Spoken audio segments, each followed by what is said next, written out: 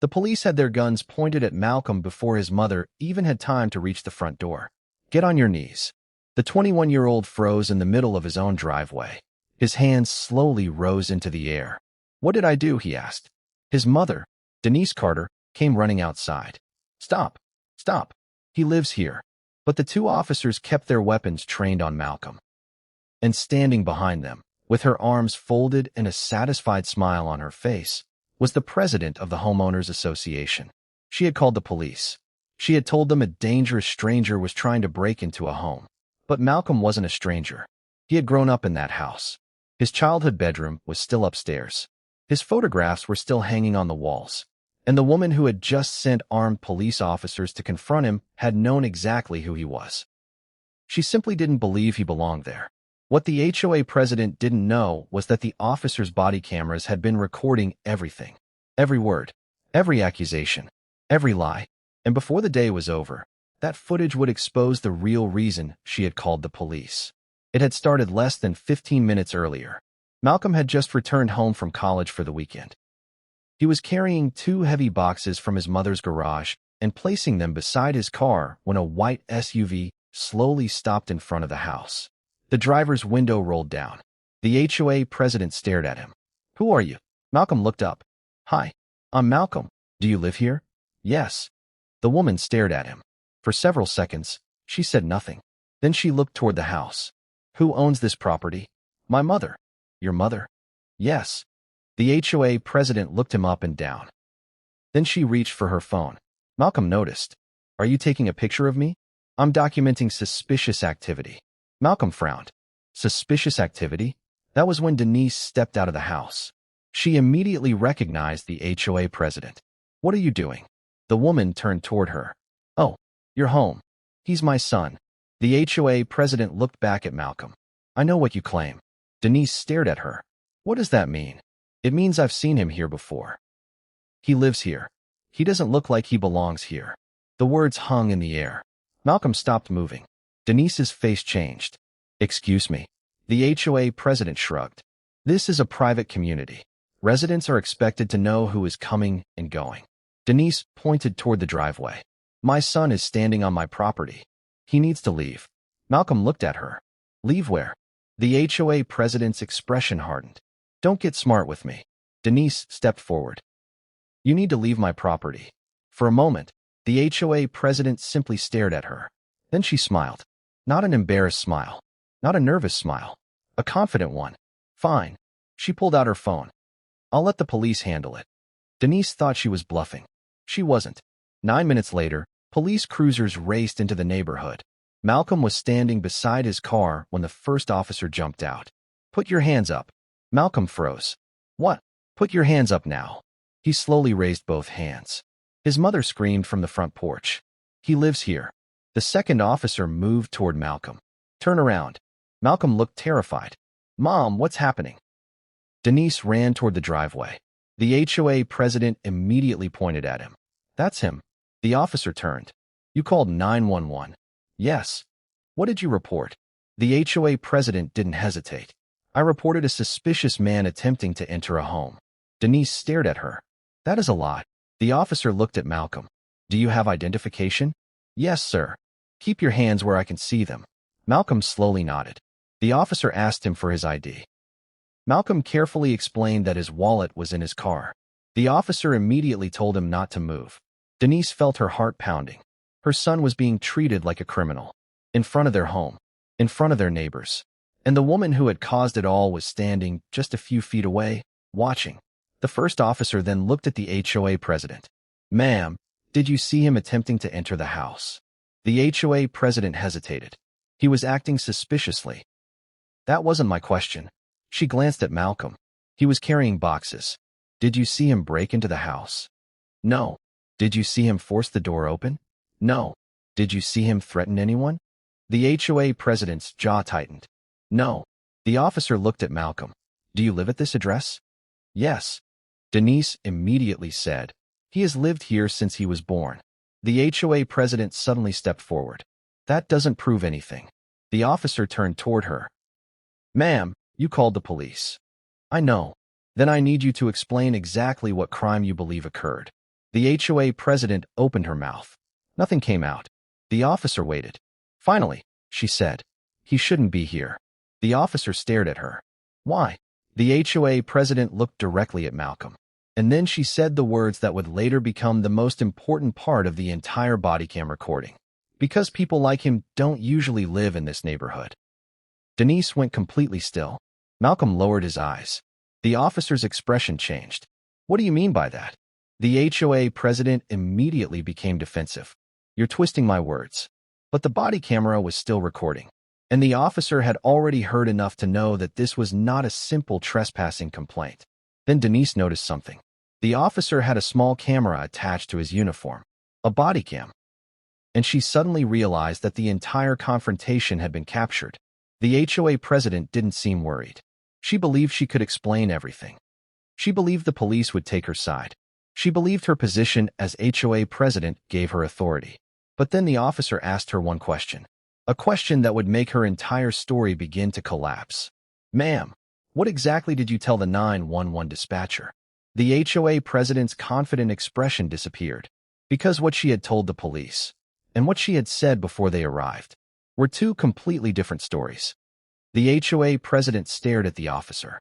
"What exactly did you tell the 911 dispatcher?"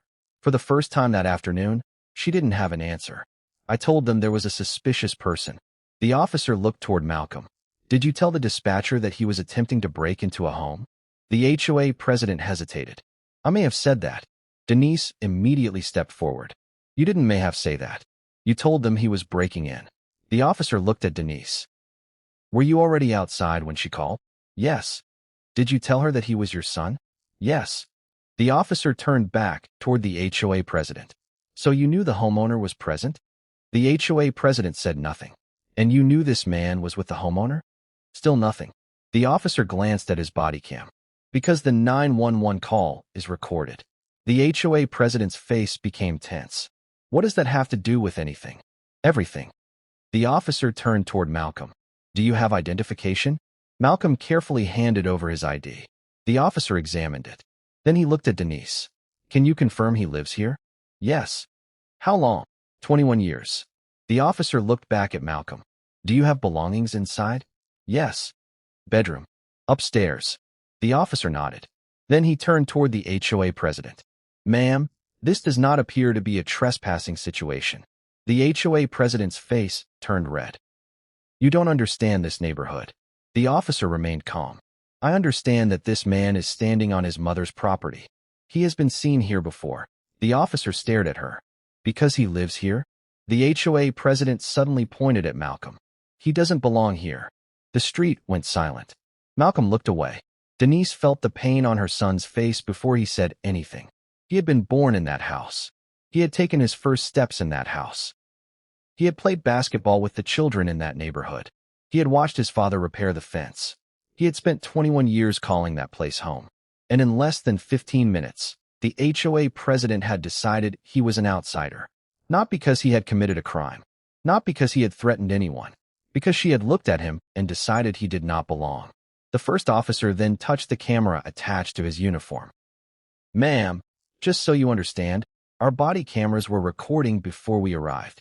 The HOA president froze. Denise looked at her. The officer continued. "We have the entire interaction." The HOA president's confidence disappeared. "What interaction?" "Your conversation with the homeowner." The officer pulled up the recording.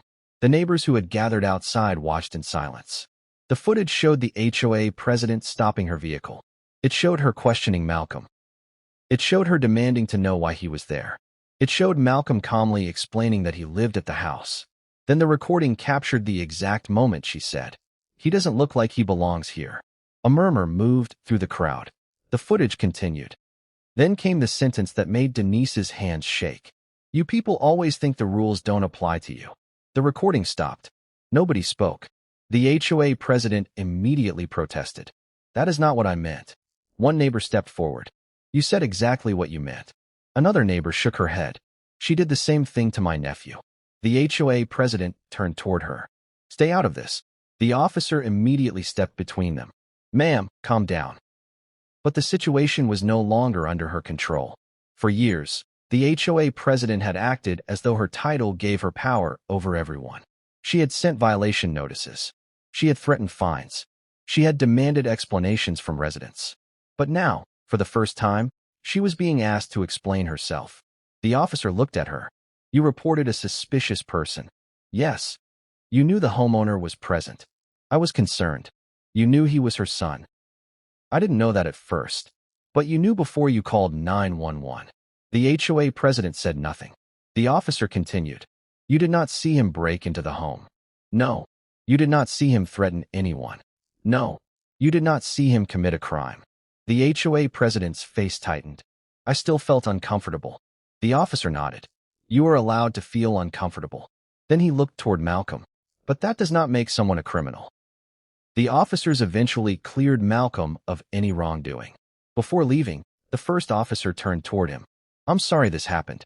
Malcolm nodded, but he still looked shaken. Then he said quietly, I just want to know why she looked at me and decided I didn't belong. The officer had no answer. Neither did the HOA president. But the story didn't end when the police left.